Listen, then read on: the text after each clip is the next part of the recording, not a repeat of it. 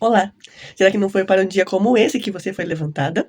É claro que eu não poderia deixar de falar dela, a Esther. A Esther foi uma rainha. Hoje a gente vai entender um pouquinho da história dela, para entender também o que Deus tem para nós nesse período da história. Você não foi criada nesse período à toa, não importa quantos anos você tenha. Você está viva hoje, então você tem sim uma responsabilidade sobre essa nação, sobre essa geração, para esse tempo. A Esther era uma menina órfã. Ela foi criada pelo seu primo barra tio Mordecai. Em algumas traduções diz Mardoqueu, mas é a mesma pessoa. A Esther, ela teve uma antecessora, a Rainha Vasti. Rainha Vasti era uma mulher que era muito poderosa e em uma situação, o rei Xerxes, que era o rei ali do Império naquela época, ele em uma festa pediu para chamar ela porque ela era uma mulher muito bela e ele queria mostrar ela para todos. E ela se negou aí, ela não quis ir. E o rei entendeu como uma afronta direta e foi conversar com os seus conselheiros e ele falou: olha, se você continuar com ela, se ela não der nenhum tipo de punição, todas as mulheres do reino vão achar que é assim que se deve viver. E assim nós teremos um grande problema nas famílias. Ok, a rainha Vasti então foi destronada, né? Ela já não foi mais rainha. Então o rei começou a procurar uma substituta para aquela posição. Não é sobre exatamente esse ponto que nós vamos falar hoje, né? Só citei a Rainha Vasti para que a gente entendesse como que a Esther caiu nessa história. A Esther era judia, né? Só que ninguém sabia. Então, quando aconteceu que os secretários e os eunucos, que eram aqueles homens que cuidavam dos haréns, né? Naquela época, o rei tinha muitas mulheres ali disponível para ele, e tinha os eunucos que cuidavam dessas mulheres. Eram homens que eles não poderiam ter relações com mulheres, eles não tinham, não se casavam, né? Eles não tinham essa possibilidade. E eles começaram então a procurar as mulheres, novas rainhas. E eles começaram a andar por toda aquela região. E uma dessas mulheres era Esther. E Esther foi parar lá no reinado do rei Xerxes, né?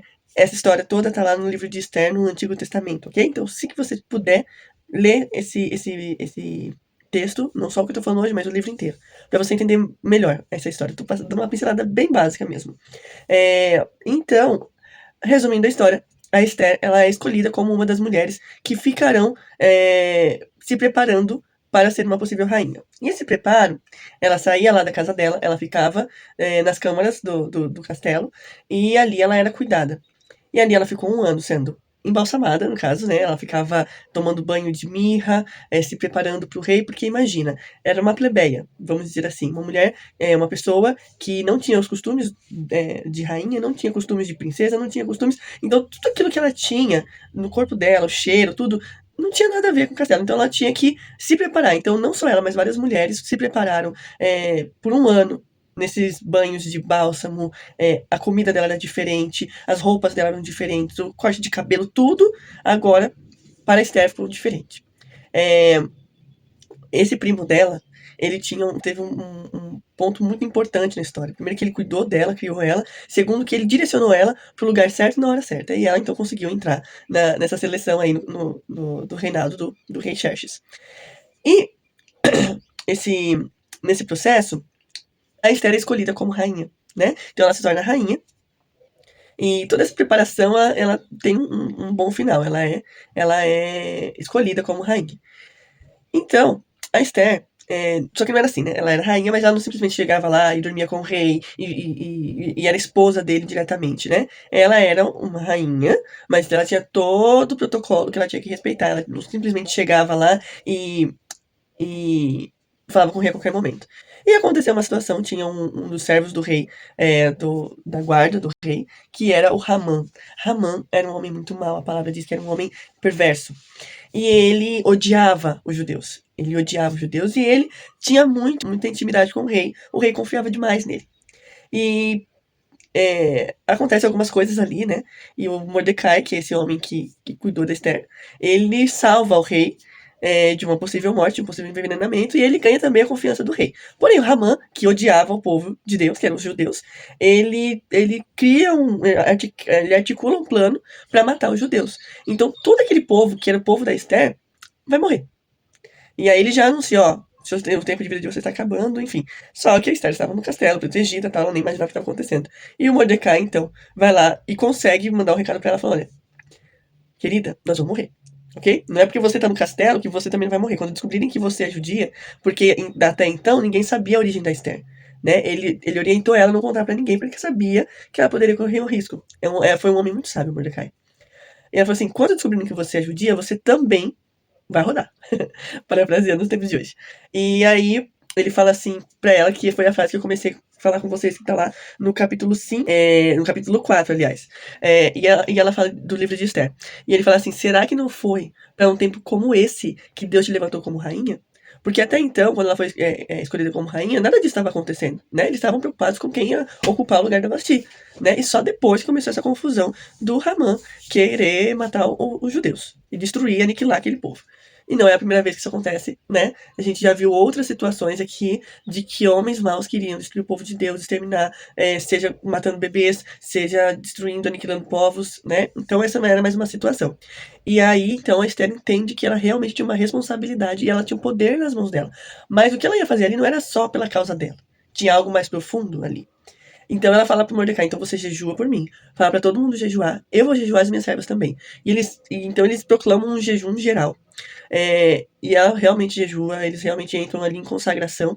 E para que ela estava jejuando? Para ela conseguir falar com o rei. Como eu falei antes aqui, não era simplesmente assim, rei, vou falar com você e a gente vai conversar hoje. Não, ela tinha que pedir autorização, colocar uma roupa certa, entrar, né? Então, e ela prepara todo um contexto, além do jejum na preparação, ela prepara um banquete para ele, né? Ela honra ele primeiramente e depois é que ela então entrega e faz o seu pedido ali. E essa preparação, ela diz muito, né? Nós precisamos caminhar, gente, em preparação espiritual. Caminhar em jejum, caminhar em uma consagração, uma devoção, como a gente tem falado aqui sobre o devocional. Porque a Esther, do dia para noite, ela teve que tomar uma decisão que ela poderia correr o risco de vida. O rei poderia negar o pedido para ela, inclusive matá-la, né? E também o povo. Mas ela foi ali, protegida espiritualmente, levantou pessoas com ela, pra jejuar com ela. E aí, o final, acontecem mais coisas, né? Toda essa história, mas o final é que o rei atende o pedido dela, concede o pedido dela, livra o povo, e quem na verdade morre é o Ramã, né? Então, queridas, o que eu quero falar pra vocês é que é necessário que nós, como mulheres, caminhemos em preparação através do jejum. Segundo, ela preparou um banquete, ou seja, uma mesa foi exposta para aquele homem, através da vida da Esther. Nós também precisamos ser essas que estendemos mesas, que estendemos lugares na mesa, para aqueles que nós amamos, aqueles que nós honramos, aqueles que Deus entregou para nós. As posições que nós estamos não são à toa. Todas as posições que nós estamos, seja no seu lar, no seu trabalho, na sua família, seja onde você estiver, você tem uma responsabilidade com isso. E essa responsabilidade é uma responsabilidade do reino de Deus, né? Então a Esther, ela teve uma responsabilidade no reino ali. Não se fala sobre como era o relacionamento da Vasti com o rei, com o tipo de relacionamento, mas pela posição ali que ela teve como rainha, porque ela foi desrespeitosa. Então, entende-se que essa posição da Vasti demonstra muito como estava o relacionamento dela com o rei, né? Ela ali se colocou na mesma posição que ele. E a Esther, ela se colocou numa posição de humildade, de honra, né? Ah, está falando então que ela tinha que fazer tudo para ele, para pedir para entrar com licença? Sim, porque nós não estamos falando de uma situação agora. Nós estamos falando de uma situação há milhares de anos, né? Em outro país, no Oriente Médio. Então, o relacionamento de mulheres e homens era diferente, o trato de mulheres e homens era diferente. Então, o que eu quero trazer aqui não é esse ponto em si, quem é mais poderoso, quem tem que ter mais poder, quem tem que ganhar mais, quem tem que ganhar... Não é isso. É sobre aquela responsabilidade que nós temos para essa geração, para esse tempo, né? E aonde isso vai chegar? Então é importante sim que a gente se responsabilize pela nossa função de agora, o que Deus realmente quer agora, qual é o tempo agora. Então, que nesse dia, nessa semana, agora chegamos mais perto do final de semana, nós entendamos de fato o que nós devemos fazer, de que forma que nós devemos nos preparar, qual o tipo de consagração, o que nós devemos deixar de fazer e começar a fazer.